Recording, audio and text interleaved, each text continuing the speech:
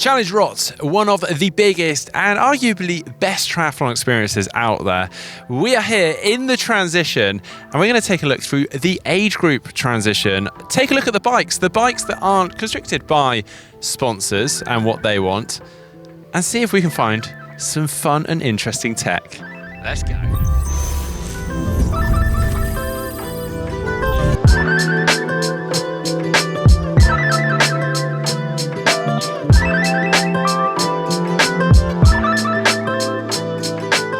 I really like this. So this is some subtle frame customization from L. Grangin. Sorry if I've said that wrong. They're from Germany, and they have got some vinyl cutout stuck to their frame. So on this side, we've got a nod to Kona, and also with a little Hawaiian kind of turtle design on this side. They've also got a sort of like profile of the city they're from, presumably in Germany. I haven't quite worked out where it is. It's probably really obvious. And also coordinates, presumably also from where they live. So I like it. Good work. Well, I guess that's one way to customize your helmet. Grab a Sharpie, do it yourself. Or spray paint it to match your bike. Or you could, of course, just slap stickers on it. Okay, so we've got a cool 3D printed storage system on this bike, potentially homemade, whether we bought it or not. But yeah, so they've just filled in this void behind what would be the Elite CX Chrono Aero bottle, and then their little storage unit. Okay, they've had to use tape to hold the lid on, but good job. Well, this one caught my eye. A Red Bull helmet. Now, traditionally, these are only handed out to Red Bull pro athletes, and you are not, as a Red Bull athlete, allowed to hand those hats or helmets or anything like that onto any old punter. 789 is Michael Weiss, not, I've checked, the Michael Weiss pro triathlete. So, yeah, I'll throw it out to you guys. Do you know of a Michael Weiss ex-pro triathlete, maybe from back in the day? But, yeah, pretty cool. A little shout out here, because as I wander around, I'm seeing a lot of these. This is a little storage unit behind the bottle, based on the down tube and between the seat tube, and fit just behind the bottle. These are 3D printed, and specifically I'm seeing a lot of these by Radsport. These are made specifically for certain bikes. So as you can see, this one is the Canyon CFS model, but I've seen the BMC models, various others, so yeah, well done Radsport. Now with the gravel and road touring world expanding massively over recent years, we're obviously seeing more and more bags made for bikes. And this is an ingenious idea. Someone's just using one for a triathlon. I mean, it makes sense. So they're using a top tube storage bag, so you've got spares and food, etc. in there, but it's a really sleek design. Probably not something we're going to see the pros using, but hey, good idea.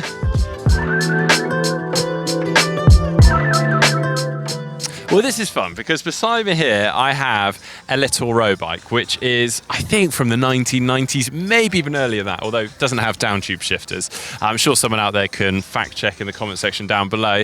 It's even got some incredibly old aero bars on them with the shifters on the end, but quite uncommon to see this in a transition of a very long distance race, because beside me, we have the polar opposite, a brand new Canyon Speedmax. I mean, look at the two of them, polar opposites. This is fun because beside me here, I have one of the previous Swift Triathlon Academy members' bikes. This is Philip Herber's. But over here, we've got one of the current Swift Triathlon Academy members. This is Neil Eddy's bike. He's the current Swift Triathlon Academy member. This is the new paintwork for the Shiv this year. A couple of cool customizations or bits going on here. He's duct taped his bottle in between the aero bars. Not exactly high tech, but fun to see. But he has also got a bottle mounted on the top tube. We don't see that very often, but yeah, nice. Right, so the owner of this bike has actually just grabbed me and pulled me over to his bike, and rightly so, because it's a very good looking bike. So he's riding a Quintana Roo. He's got asymmetric chain rings on there. He's actually got a whopping 58 tooth chain ring up front here, literally like a corn on the cob at the back here. It's so small in terms of the gear ratio. So he is down to go fast here. And he's got the fast forward Falcon wheels. So just got this two-spoke setup going on. Apparently these are not in production anymore, so you can't get hold of these, but he says that's because they're too fast. I like it. Now this may well be my favourite paint job on a bike to date. Canyon made this as a limited run ahead of Kona 2021, which unfortunately obviously didn't happen. We saw Jan posing with the bike. But they did them in a limited run that people could buy, and this is the first that I've ever seen in flesh. It's wicked. I love it. Well, it's the brand I don't see that often. It's Airstream, who come from Salzburg and make incredibly good bikes. But this is a wicked paintwork. I don't know if it's custom or not, but there's an amazing finish on it. Nice little metallic glitter in there as well.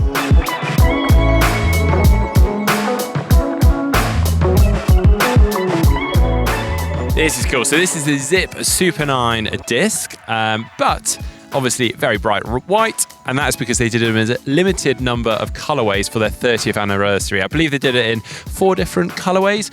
You're not going to see the pros using these colorways because they're going to be using the latest products, the latest designs. So this is what I love about the age group transitions.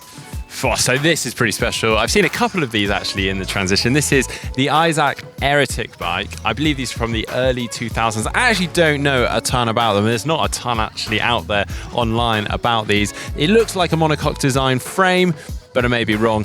It's an incredibly cool looking bike though. Very aggressive for its age. Well, I think this is compulsory every time you go into transition and you see one of these. This is a Diamondback Andean. I mean, they're wild. It's such a crazy design.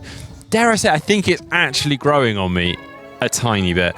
Yeah, absolutely insane design. Very low to the ground. But this does look pretty cool as this setup. It's got a tri-spoke on the front, disc wheel on the back. Very sleek, very black. I like it, actually. Having now seen this paintwork and wheel combo, I might take that back. It's pretty outrageous.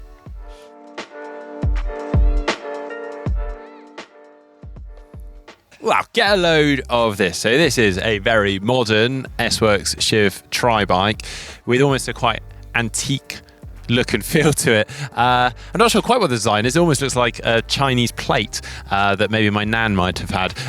But no, it is genuinely really cool. On the front here, on their tri-spoke wheel, they've actually got a vinyl in the same design, and presumably here on the frame it is actually been painted, so sent off to a paint shop, and then again vinyl on the disc wheel.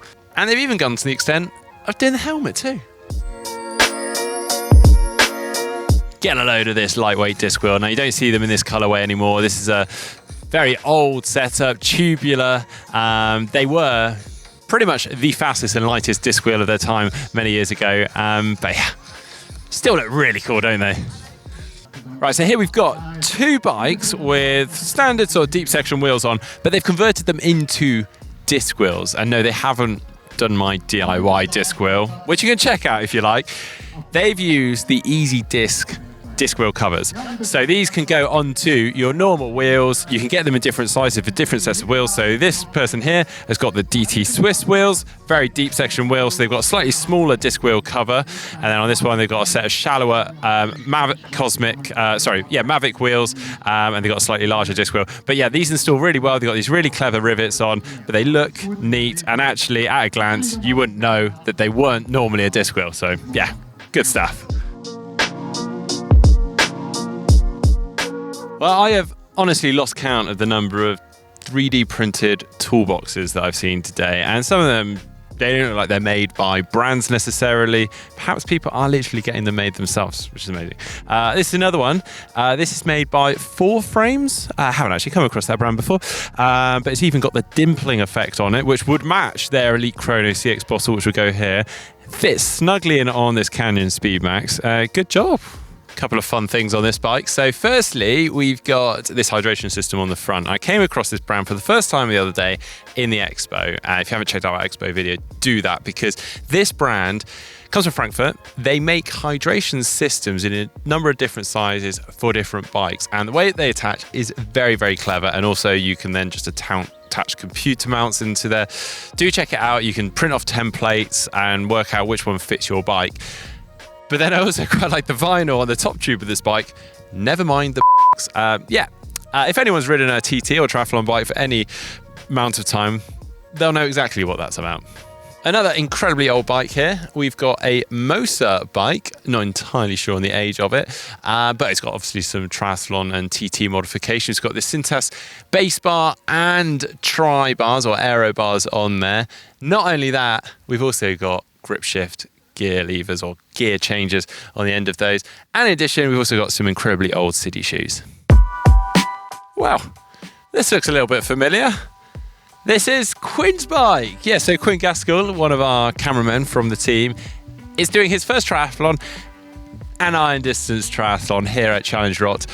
He is on the trusty Boardman that I upgraded. We've changed a couple of bits since, but mostly it's the same. And yeah, we are doing a bit of a feature on it. There's a couple of videos coming out very soon, so do stay tuned and yeah, support Quinn. I'm sure he's going to be fine.